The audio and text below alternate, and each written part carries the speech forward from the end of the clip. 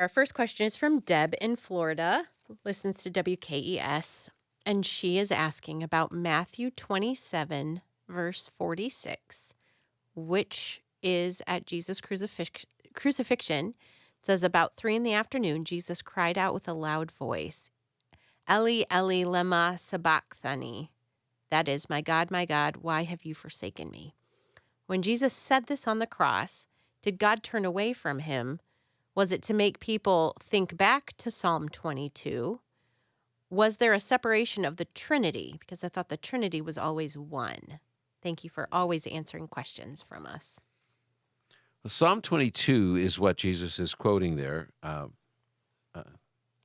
very opening words, my God, why have you forsaken me? Now remember this, that I think Bonhoeffer is right. He calls the book of Psalms the prayer book of the Messiah. I think, and Jesus is expressing the words of David there to express how he felt. It is a rhetorical statement. And a rhetorical statement is or a rhetorical question is a question that we know the answer to. And it's not an expression of doubt, it's an expression of suffering. My God, why have you forsaken me? Why are you so far from my deliverance or from my words of groaning? It doesn't mean that Jesus doesn't know the answer to this question. He's using it to express his anguish. That's how he feels.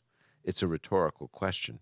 Now, some people have said the reason he feels this way is because the Father and Son, when the Lord Jesus took all the sin of the whole world on him, that the Father and the Son broke fellowship for the first time in eternity. I don't believe that. I don't think there ever was a time where Father and Son had their fellowship broken.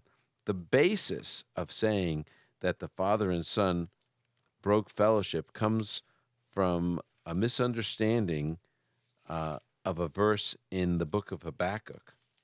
And in that book, in chapter 1, it says, here I'm turning to it. It says in chapter 1 that your eyes are too pure to look upon evil. And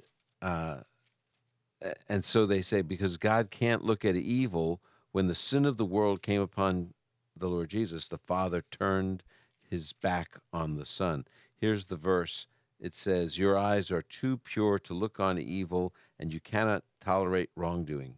So verse 13, Habakkuk 1:13, they say, look, God couldn't look at Jesus because sin came on him, and therefore he turned away. There's even songs that people sing that have the Father turned away.